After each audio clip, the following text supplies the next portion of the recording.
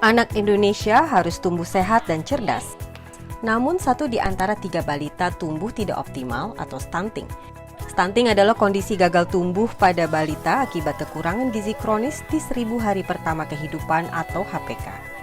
Pemerintah telah meluncurkan strategi nasional percepatan pencegahan stunting untuk memastikan pencegahan stunting menjadi prioritas pembangunan hingga di tingkat desa. Konvergensi 5 paket layanan lintas sektor bagi sasaran di 1000 HPK merupakan salah satu strategi pencegahan stunting. Konvergensi adalah intervensi 5 paket layanan yang diberikan secara serentak kepada sasaran. Untuk strategi di tingkat masyarakat, sebuah alat tikar pertumbuhan diperkenalkan dan digunakan oleh KPM untuk mendeteksi dini stunting. Deteksi dini ini sangat penting untuk mencegah dan mengurangi risiko stunting pada balita. Sehingga jika ditemukan balita beresiko atau teridentifikasi stunting, dapat ditangani dengan segera. Dengan deteksi sejak awal dapat pula meningkatkan pemahaman dan kesadaran tentang stunting untuk para perangkat desa, masyarakat, dan orang tua. Ayah dan ibu dapat melakukan upaya agar anak dapat tumbuh secara optimal sesuai dengan potensinya. Tikar pertumbuhan sebagai alat untuk deteksi dini untuk mengukur tinggi badan bayi dalam 1000 hari kehidupan itu kan menjadi sangat vital posisinya ketika direlasikan dengan bagaimana merencanakan kegiatan pembangunan yang ada di desa yang akan diusulkan untuk masuk ke dalam RKP desa. Masuk dulu ke dalam RKP desa, rencana kerja pemerintah desa. Nah, nanti kalau sudah masuk ke dalam dokumen RKP desa, barulah disusun penganggarannya, sumbernya dari mana, terus besarnya berapa, itulah masuk ke dalam APBD desa.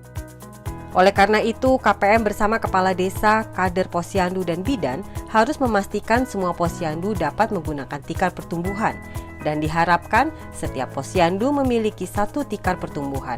Kalau tikar pertumbuhan kita bermanfaat sekali ya buat bidan untuk memantau serta mengidentifikasinya tepat. Dalam penggunaan tikar pertumbuhan, KPM, Kader, Posyandu, dan Bidan harus melakukan 4 langkah berikut. Langkah pertama adalah sosialisasi tikar pertumbuhan pada sasaran posyandu sebelum kegiatan posyandu. Sosialisasi dapat dilakukan melalui rapat desa, pertemuan keagamaan, dan kunjungan rumah. Selain sosialisasi, KPM melatih kader posyandu bagaimana cara menggunakan tikar pertumbuhan.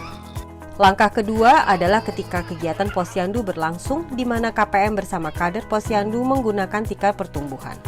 Langkah ketiga adalah pencatatan hasil pengukuran tikar pertumbuhan oleh kader posyandu atau KPM setelah kegiatan posyandu selesai.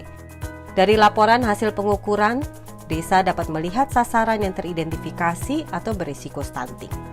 Tikar pertumbuhan juga berfungsi sebagai alat edukasi pemahaman stunting yang dapat menjadi pintu masuk komunikasi perubahan perilaku. Alat ukur ini juga membantu perencanaan desa menentukan prioritas penanganan dan sebagai alat monitoring indikator penyediaan 5 paket layanan. Nah, kita memahami di sini. Kenapa kita memahami di sini?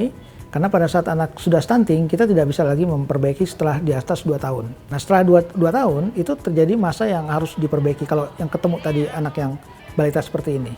Jadi sehingga di sini kita butuhkan ada namanya inisiasi menyusu dini. Misalnya dari Januari, Februari sampai Desember, berat badannya itu mesti di bawah garis merah misalnya. Diberi penyuluhan pada ibunya. Data hasil pengukuran dengan tikar pertumbuhan juga merupakan materi penting dalam rembuk stunting. Rembuk stunting adalah pertemuan para pelaku konvergensi pencegahan stunting di desa. KPM menyampaikan hasil pendataan dan pemantauan status gizi melalui hasil tikar pertumbuhan.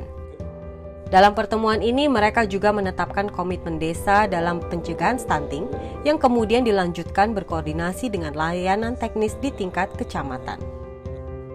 Dalam hal ini, KPM membantu desa dalam perencanaan dan monitoring yang sesuai dengan Permendes 16 tahun 2018.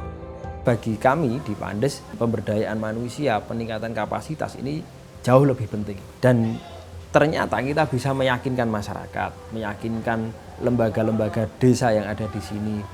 Dan kita bisa bekerja sama dengan baik bersama BPD. Sehingga di dalam penganggaran untuk pemberdayaan, untuk pembangunan manusia ini bisa disetujui dengan persentase yang cukup leluasa. Melalui peran aktif berbagai pemangku kepentingan dan inovasi seperti Tika Pertumbuhan, diharapkan percepatan pencegahan stunting dapat terwujud agar setiap anak Indonesia tumbuh sehat dan cerdas. Dengan adanya Tika Pertumbuhan kami mengetahui pertumbuhan anak dengan optimal.